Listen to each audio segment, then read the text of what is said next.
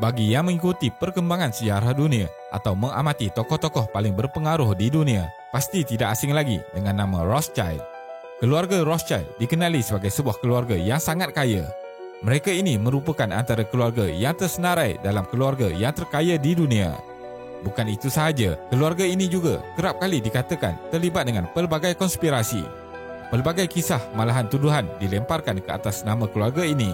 Antaranya termasuklah menjadi ketua organisasi rahsia seperti Illuminati, mengawal media dunia dan sistem kewangan antarabangsa, serta lain-lain insiden yang mencurigakan, termasuklah kes kehilangan pesawat MH370 yang berlaku pada 8 Mac 2014. Mereka juga dikatakan mempunyai kekayaan yang amat besar. Wang kekayaan mereka dikatakan berjumlah 500 trilion US dollar yang kononnya merangkumi 80% wang dunia. Persoalannya, apakah yang dilakukan oleh keluarga Rothschild sehingga mempunyai kekayaan sebegitu banyak sekali? Jadi, dalam video kali ini, kita akan melihat sejarah dan apa yang dilakukan oleh keluarga Rothschild sehingga mencapai kekayaan yang begitu banyak. Teruskan menonton. Sejarah keluarga Rothschild. Keluarga Rothschild merupakan sebuah keluarga berketurunan Yahudi yang sejarahnya dapat dijejak pada abad ke-18 di sekitar bandar Frankfurt, Jerman. Empayar perniagaan yang dibanggakan itu bermula daripada seorang lelaki pada sekitar 1760-an dahulu yang bernama Meyer Amschel Rothschild, yang permulaan kisah hidupnya adalah bermula di kawasan setinggan Yahudi di sekitar Frankfurt. Meyer lahir pada tahun 1744 dan meninggal pada tahun 1812 ketika berusia 68 tahun. Nama Rothschild sendiri dipercayai berasal dari bahasa Jerman yang bermaksud di perisai merah, yang merujuk kepada rumah di mana keluarga ini tinggal pada masa lalu. Zaman dahulu, tiada nombor pada setiap rumah seperti hari ini, maka setiap rumah menjadikan lambang serta warna tertentu sebagai penanda. Pada zaman itu, seorang yang berbangsa Yahudi adalah dilarang sama sekali untuk tinggal bersama dengan Kristian. Apabila tinggal di kawasan setinggan, Rothschild tidak memiliki kualiti kehidupan yang dimiliki oleh kebanyakan orang pada zaman itu. Rothschild terpaksa tinggal dalam sebuah rumah yang turut dihuni oleh 30 orang ahli keluarganya. Harapan orang tuanya untuk Rothschild menjadi seorang rabi tidak kesampaian. Sebaliknya, Rothschild nampaknya lebih berminat untuk menyertai bidang kewangan. Kemudian pada usianya 13 tahun, dia menjadi perantis di sebuah bank di Hanover. Dari situlah Rothschild mula belajar selok-belok ilmu kewangan daripada banker-banker senior yang lebih berpengalaman daripadanya. Banker yang menjadi guru kepada Rothschild ini bukanlah calang-calang orangnya. Ada antara mereka yang merupakan seorang Kotju, satu jawatan atau kedudukan untuk para banker yang menjadi penasihat kepada para bangsawan dalam urusan berkaitan dengan kewangan dan perbankan. Pada zaman itu, banyak orang Yahudi yang dilantik dalam urusan perbankan kerana agama Kristian melarang sebarang bentuk urusan pinjaman duit yang menganiaya peminjam. Jadi urusan-urusan seperti itu banyak dilakukan oleh orang Yahudi. Dengan kata mudah, pinjaman berbentuk riba dilarang oleh agama Kristian. Melalui urusan dengan keluarga bangsawan Eropah yang berkuasa dan melalui amalan riba, Meyer Rothschild dengan pantas berjaya mengumpul kekayaan yang luar biasa.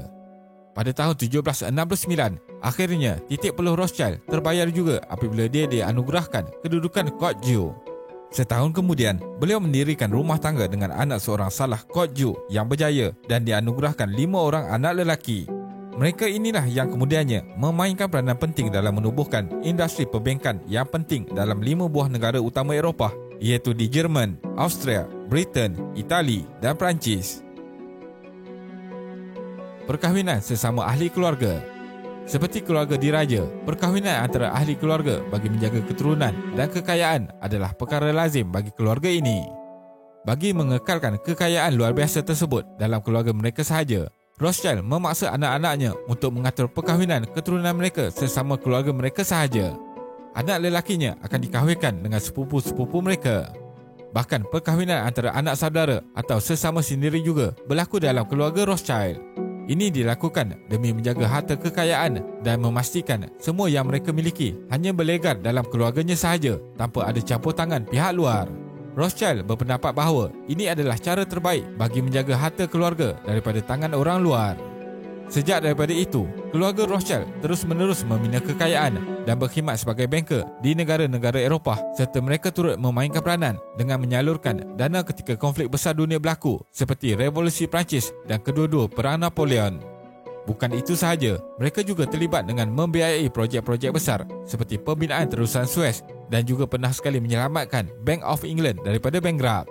Bahkan anak ketiga Rothschild merupakan individu penting dalam membantu Brazil mendapatkan kemerdekaan daripada Portugal pada awal kurun ke-19. Nathan telah membayar sebanyak 2 juta kepada Portugal bagi pihak Brazil sebagai penghormatan bagi Portugal mengakhiri peperangan tersebut. Keluarga Rothschild pada abad ke-21. Umum mengetahui bahawa kebanyakan keturunan keluarga Rothschild banyak memegang jawatan tinggi dalam industri perniagaan dan perbankan di seluruh dunia. Namun kebiasaannya, memang kebanyakan keluarga aristokratik seperti Rothschild memegang jawatan-jawatan tinggi berbanding orang biasa. Tetapi malangnya, perkembangan zaman memberitahu kita bahawa keluarga ini kini tidaklah berkuasa seperti yang digembar-gemburkan. Cawangan Bank Rothschild di Naples, Itali telah pun ditutup pada tahun 1863. Kekurangan waris lelaki telah membuatkan cawangan mereka di Frankfurt juga ditutup pada tahun 1901. Manakala cawangan di Vienna bergegar apabila serangan Nazi pada tahun 1938 dan kerajaan tunggangan Nazi di Perancis ketika Perang Dunia Kedua juga telah merampas harta kekayaan Rothschild Bodak, selain jutaan dolar lagi dirampas oleh Nazi di Austria. Pada tahun 1970, hanya tinggal 3 cawangan Bank Rothschild yang masih beroperasi. Pada tahun 1982, Kerajaan Sosialis di Perancis ketika itu telah menamakan semula bank milik Rothschild, menasionalisasikannya lalu menamakan semula dengan nama baru. Baron David Rene de Rothschild terpaksa dibantu oleh saudaranya dari Swiss untuk bersama-sama membuka cawangan bank baru di Perancis pada tahun 1986. Ia kemudiannya berkembang menjadi antara bank terbesar di Perancis.